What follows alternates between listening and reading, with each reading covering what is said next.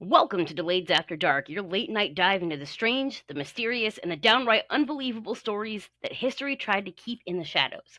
I'm Orion. And I'm Ducky. Tonight we're unmasking a man whose life reads like a thriller. A teenager who fooled the world by posing as a pilot, a doctor, a lawyer, and even an FBI agent. All before most of us could even drive. Frank Abignale Jr. didn't just fake IDs or run petty scams. He flew across continents on stolen identities, he cashed millions in forged checks, and somehow stayed one step ahead of law enforcement in more than 2 dozen countries. Stick around as we peel back the layers of the myth, the man, and the mystery behind one of the most audacious con artists in history. You're listening to Delayed After Dark. Let's get into it. So, before Frank Abagnale Jr. became his legendary con artist, he was just a regular kid from Bronxville, New York. Born in 1948, his early life seemed pretty normal at first glance. Right, but things took a sharp turn during his teenage years. His parents went through a bitter divorce when Frank was around 16. That upheaval hit him hard. It's said he struggled with the separation and ended up running away from home. Exactly. And this is where things started getting wild. With nowhere to turn, Frank dropped out of high school and basically decided to reinvent himself by any means necessary. Which meant jumping headfirst into a life of crime. But not the kind you'd expect from a runaway teen. Frank wasn't stealing candy from a corner store. He was already thinking big, forging checks, creating fake identities, and exploiting systems that weren't prepared for someone like him. I mean, the audacity of a 16-year-old managing to pull off international scams is insane. He started by forging personal checks, but quickly realized that he could do way more. The banking system back then had loopholes that he could exploit, and he did, all with remarkable confidence. And here's a detail that always fascinates me. He didn't just fake checks. Frank actually printed his own stationery, designed logos, and created the whole package to make his forgeries look legit. It wasn't just luck, it was pure skill and attention to detail. And this wasn't just a local hustle. Frank's schemes started crossing borders. By the time he was 17 or 18, he was bouncing between countries, using fake identities to cash checks worth thousands and sometimes millions of dollars. It's wild to think a teenager was able to slip through the cracks of multiple banking systems, multiple governments, all while constantly on the move. Yeah, and all of that before most people could have even had their first job. Frank was basically living a high stakes game of cat and mouse, and for a while, he was winning. All right. Now that Frank had the basics down with forging checks and living on the run, he took things to a whole new level. Let's talk about his most famous impersonation, the Pan Am pilot. This one always blows my mind. Frank somehow managed to create a fake pilot's license, get a uniform, and just walk into airports and planes like he belonged there. He wasn't just pretending in small circles, he was fooling airline employees, airport security, and even crews. Exactly. He exploited this little known airline policy called deadheading. It allowed, hold on. It allowed pilots and flight crews to travel free on empty seats while they weren't working. Frank used that to hitch rides all over the world, reportedly logging over 1 million miles. And remember, this was before airport security was nearly as strict as it is now. But still, it takes some serious nerve to stroll through airports dressed as a pilot and convince everyone you're legit. It's not like he had the actual skills to fly a plane. Nope, he admitted later that he never actually flew the planes. He just rode along and soaked in the perks. Pull, but the confidence it took to pull this off, next level. And the pilot gig was just the start. Next up, he pretended to be a doctor. And not just any doctor, but a pediatrician who was supervising interns at a hospital in Georgia. Right. He forged a Harvard medical diploma, apparently. And for nearly a year, he worked there, managing medical interns without any real medical training. It's insane and terrifying, honestly. One wrong move could have been fatal. In fact, the story goes that he nearly caused the death of a baby during a procedure and then promptly quit. I mean, who even thinks to fake a medical career, let alone pull it off for that long? It speaks to his incredible ability to bluff and learn just enough to get by. Then, as if it wasn't enough, Frank tried on the role of a lawyer. Yeah, he supposedly passed the Louisiana bar exam after studying for just 2 weeks and went on to work in the state's attorney general's office. Now, this one's been hotly debated. Some researchers couldn't find any records confirming that, and many believe this part of the story to be an exaggeration. Which seems to be a recurring theme with Frank's story. Some parts are solid, others might be enhanced or even made up to boost his legend. He also claimed to have been a college professor at Brigham Young University and even impersonating FBI agents multiple times. That's right, and it wasn't just for show. He used these identities to gain access and manipulate people, even sometimes law enforcement officers. It's almost like he created his own secret identity toolkit and used whatever role suited in the moment. Exactly. But whether all these impersonations were completely true or partly fiction, what's undeniable is the sheer audacity and skill it took to convince people at that level. And to think, it all started with a runaway teenager forging checks. Frank's story is a wild ride. All right, so we've covered Frank's bold impersonations, but the backbone of the entire operation was check fraud. This is where he really turned into a financial ghost, slipping through the cracks of the banking system. Yeah, and keep in mind, this was back in the 1960s and early 70s, when banks still processed paper checks manually. It was a much easier landscape to exploit than it is today. Exactly. Frank had a knack for understanding how banks worked, especially the delays in processing checks. He used this to his advantage by cashing fake checks or altered checks before the banks even realized what was going on. And this wasn't just small time stuff. We're talking millions of dollars in forged checks. Frank printed his own checkbooks, copied legitimate bank routing numbers, and forged signatures, all with amazing precision. Plus, he had a talent for social engineering. He didn't just rely on fake documents. He charmed bank tellers, convincing them he was legit, and even got them into cash checks without using scrutiny. One of his tricks was to deposit a fake check into an account and quickly withdraw funds before the check bounced. Banks back then often cleared checks with a delay of several days, which gave him a window to move money around. And he was always on the move, crossing borders, changing identities, and opening new accounts under different names to stay ahead of the law. The constant movement made it incredibly hard for authorities to pin him down. It was like chasing a ghost, which is probably why he became one of the most wanted men in the world. It's impressive how a teenager could manipulate an entire banking system on an international scale, but it also shows how vulnerable those systems were back then. Definitely. And Frank's crimes weren't just about the money, they were about confidence, timing, and knowing exactly when to act and when to disappear. Which probably explains why his story has captivated people for decades. It's part crime spree and part escape thriller. And remember, while he was committing these crimes, the technology and communication between countries weren't what they are today. They made international capture and cooperation much tougher. So, his success wasn't just due to skill, it was also exploiting the gaps in the system. Exactly. But eventually, even that wasn't enough. The law caught up with him, and that leads us right into the next chapter his capture and time in prison. All right, so after years of pulling off these unbelievable cons, Frank Abagnale's luck finally ran out. His globe-trotting spree came to an end in 1969 when he was just 21 years old. And get this he was caught not in the US, but in France. Apparently, French authorities arrested him on suspicion of check fraud. Imagine the shock when they realized this young guy was one of the most notorious con artists in the world. Yeah, and it wasn't a quick in and out arrest either. Frank spent about 6 months in a French prison before being extradited to Sweden. Which is wild. He was actually jailed in three different countries: France, Sweden, and the United States. In Sweden, he served another 6 months before the US finally brought him home. When he got back to the States, the authorities didn't mess around. Frank was sentenced to 12 years in federal prison for multiple counts of fraud and related crimes.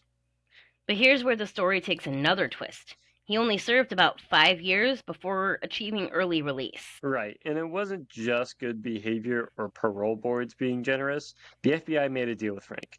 They wanted to tap into his unique expertise to help catching other fraudsters. So instead of serving out his full sentence behind bars, Frank swapped his inmate ID for a consultant badge.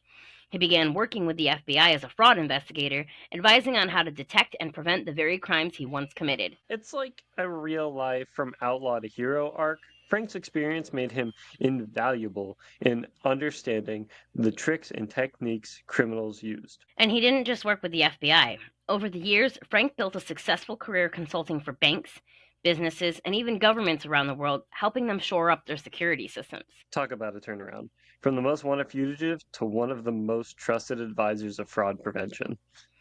But even with this fascinating end to his criminal saga, some people question parts of his story, especially how much of it might have been exaggerated or romanticized over time. Yeah, but whether all the details are true or not, his capture and prison time were definitely a pivotal moment in his life.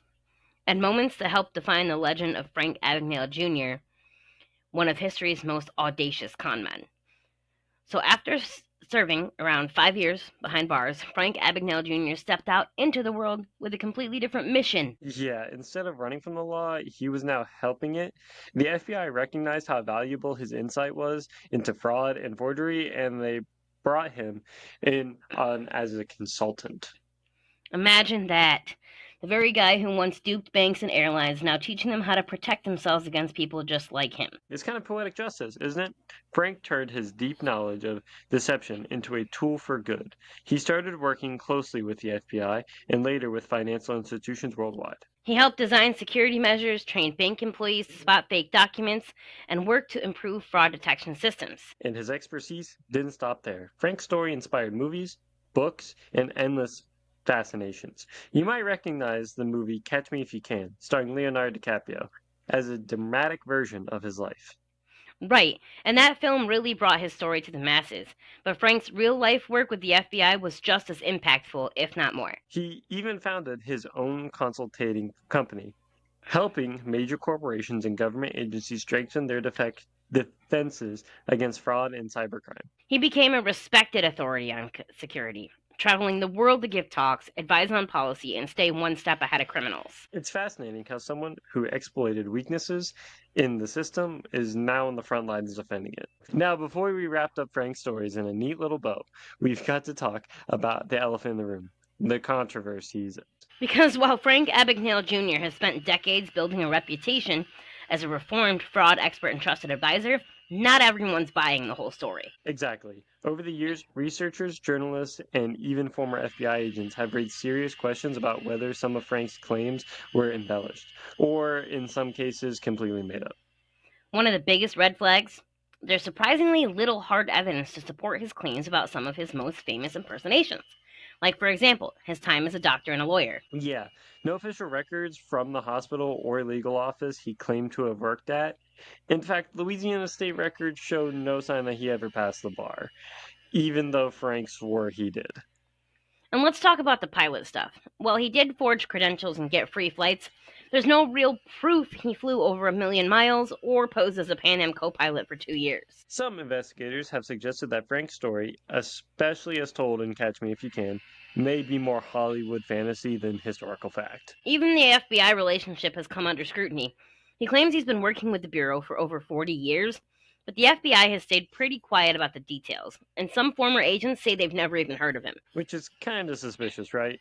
For someone who claims to be the trusted asset for decades, the paper trail is pretty thin. To be fair, Frank has acknowledged that the movie took creative liberties, but critics say he himself exaggerated long before Hollywood ever got involved. And then there's the ethical question. Should someone who defrauded banks and endangered lives be celebrated as a folk hero or given a second chance to profit off their crimes? That's a debate people are still having. On one hand, his insights have helped improve security systems around the world. On the other, if some of it is fabricated, then he's basically running a long con about being a former con man. Right? It's kind of a con within a con. The irony is not lost on us. Conception. At the end of the day, Frank Abagnale Jr. is either one of the greatest imposters in history or one of the greatest storytellers, or maybe he's even both. And whether you believe every word or not, the legend of Frank Abagnale still holds up as one of the most compelling true crime tales out there. So, tell me, what do you believe about this story? What are your thoughts? I'm not really sure which way to lean as far as what I believe and what I don't for this story, especially considering as there's not a lot of information there that gives us a yes or a no definitively. There's a little bit of information there, like, some people say that they know who he is and that he's consulted. And obviously, if he's got this huge consulting firm, there's got to be information that's public out there that you can access. Otherwise, why even say that it's a thing, right? And on the other hand, though, I'm like, I probably did get quite a bit exaggerated and romanticized over time. I mean, we're looking at a kid who was, younger than my eldest is now, and he's out there forging checks and he's making his own stationery. And I'm not saying that a kid couldn't do that, because kids nowadays can forge IDs so perfect that they look like they were really administered by the DMV. So it wouldn't have Yeah. been hard back then to forge your own stationery, forge signatures, print checks and stuff like that. It would not have been hard at all. And if we're thinking about it, if it wasn't for Frank Abignale, then we wouldn't have all these extra security measures that we have now. And if he didn't have access to all of these things that he said that he did as a fraudster and an impersonator, how would he have been able to provide information through his consultancy, whether it be with the FBI or whether it's through his own agency, to continue to help people ramp up their security to make sure that they don't fall prey to people like him? Hmm. Yeah. So I do have a question that is, how much of this do you think is true, right? Like, do you believe the doctor and the lawyer? Because those are the two most debated parts of the story. Do you believe the doctor and I the lawyer feel like part? the doctor one was probably most definitely fabrication, Hmm. because I could see maybe him impersonating a doctor long enough to like get some meds that he was after, or meds to sell, or maybe even seeing patients, and it like the con lasting like a couple of weeks before he had to disappear. But I don't see him impersonating a doctor so well that he was allowed into a procedure where he could have potentially caused mass casualty issues within a person's body. Hmm. I don't think that's real. As far as the lawyer situation goes, it's really like, even today, if you had good forging abilities with certificates and documents, a lot of people out there could pop themselves right into a law firm, and impersonate a lawyer. It doesn't take much. 99% of inmates that are within the justice system in the United States could easily stand as a lawyer in a courtroom with how much access to law books they have in law libraries all across this country in prisons and jails. I've been told myself a number of times that I should consider going to school to get my certification to become a paralegal, because I speak in my regular life very eloquently and I am well informed and I do research. So if I can be told, as a stay at home mom of three, just by the way I speak, that I should be a paralegal, I don't think it would be all that hard to impersonate a lawyer if you had the ability to get hands on the forged documents stating that, hey, you did this, you did that, you did the third, and if you could pass the bar. So when it comes to the medical, right, as someone who has um, a very minimal understanding of the medical world itself, um, I think it would be pretty hard to actually fake knowing what you're talking about, because the whole medical jargon in itself is its own language, right? So it's pretty apparent to tell when someone knows what they're talking about and when someone's just kind of making shit up. Now, when it comes to people who don't know what they're talking about, then maybe you can just make up whatever. And, like you could diagnose someone with ithapalophobia and they just be like, oh shit, what's that? And then you can just make shit up because no one knows what the fuck that is. Fear of erections, in case you're wondering.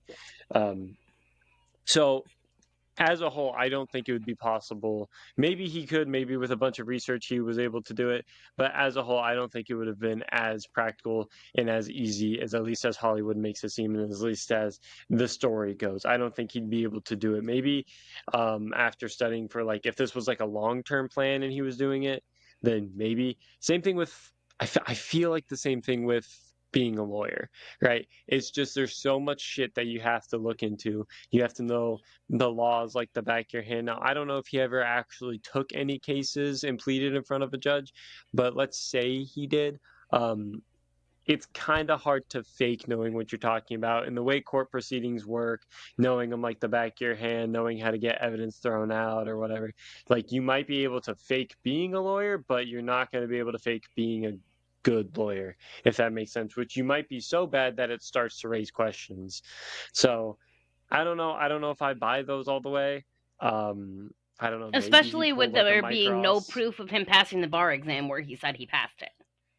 Exactly. Like Louisiana, and especially, I don't know how it is back then, but at least from when I was growing up, Louisiana wasn't like the safest place on earth. So I don't know. Maybe he did, maybe he didn't, but I'm gonna more lean towards he didn't. I'm gonna have to agree with you there. That seems a bit far fetched. Um, I wonder though if he was actually like if he was impersonating a lawyer just to like have a job at a firm and he never actually took any cases. He just like gave advice or was like working at a law firm and he never actually took any cases. I think he could make a go of that for you could probably make a go of it nowadays for like 6 months before they'd toss you out because you'd have access to all those law books within the actual firm and you have access to ungodly amount of things on the internet. I think that it could go for a couple of months before people started questioning things like, hey, where did you take your bar exam again? Like, when did you pass it? What was your passcode? Like, what was the code to go look at your grades? Hmm. But back then, Yeah. I question, where was the registry kept and how did somebody access it to find out if someone actually passed the bar? And would it take a great length of time to find out if he actually ever even took the test? And would that have led into him playing himself off as a lawyer just for a little while he was trying to gather some money in between other stuff that he was doing to try to get money? Does that make sense? Yeah. Yeah. Now, what do you think about the whole him joining the FBI? Like, do you think that Mm. was as crucial as as people make it seem? I don't think necessarily that it was as big a deal as it's being made out to be with some of the information that's out there because a consultancy with the FBI could be as little as, every now and again they call him and they say, hey, we have XYZ situation. Do you think this is legit? If you think it's something that's a long con or a short con like you would have run, could you tell us how to figure it out? And could you tell us how to prevent something like this happening in the future? I don't think it's as big and grandiose is the word I want, grandiose as he's trying to make it out to be. Hmm. Yeah, so I think that's the big question with this entire case is it as big as everyone's making it seem? Because obviously he did some of this shit, or else he wouldn't have been arrested in France and then sent to Sweden and then sent back to the States. So obviously some of it's true. I like to think that the Pan Am pilot's mostly true because, being Because he wanted never in that actually many flew a different plane, and he countries. straight up said, I never actually Exactly. flew a plane. I was just using it to get free air travel. Exactly. And as someone who is on aircraft quite a lot, seeing a deadhead is a pretty common sight, right? Like there have been plenty of times where I've been sat next to an airline pilot who's just going from point A to point B. Like it is not very uncommon to see. So not only would it have been one of those things where it would have kind of been a little bit easier to do than faking being a doctor or fake being a lawyer. But also, if you kind of fly frequently enough, you don't think about it, right? You kind of just you get in your seat and you're sitting there and you're just like, oh yeah, this is a guy going from fucking Florida to New York, right? Like it's a Right. So pretty what you're common saying is sight. if you fly often enough, the people just become part of a blend into the background. You're not really giving a fuck if, Yeah, Tom, Dick, or Harry over there you've seen him on the last 25 flights you've been on. He's just trying to do his thing. exactly. Exactly. Like it becomes a point because I will say the first time that I saw whenever I was first flying and I saw a deadhead and it was like a pilot sitting in the back seat. He sat next to me and I was like asking him questions. He was like, yeah, this is just something that instead of like going from, you know, staying here for a week. My next flight's not for, another 5, 6 days. I'm flying back home.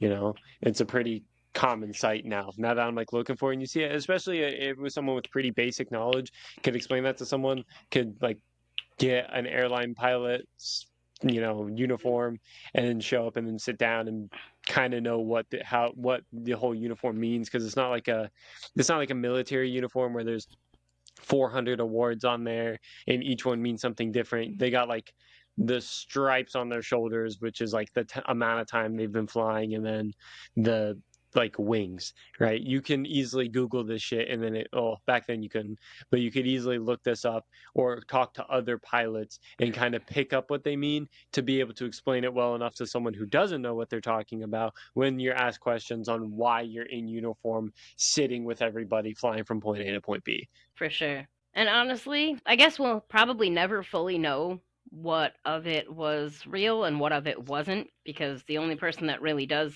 know would be Frank Abignale. So, we'll Yeah, never but he's really not know, going to most admit or likely, deny it. because it's too late to be dealing with all that. But for now, well, that wraps up the wild, twisted, and sometimes murky tale of Frank Abagnale Jr. Whether you see him as a master criminal, a reformed genius, or maybe a bit of both, one thing's clear: his story forces us to question the nature of truth, identity, and redemption. It's a reminder that sometimes reality is stranger than fiction. And that's all the time we have for this story. Absolutely. And as usual, for all your questions, comments, concerns, bitches, moans, or gripes, please leave them in the comments or email us directly at afterdarkdelayeds@gmail.com. And the email address is always in the description of all of our videos. We hear you loud and clear. We read every interaction and respond as soon as we're available, so don't be shy. For now, I'm Orion, And I'm Ducky. and this has been Delayeds After Dark. Catch you next time.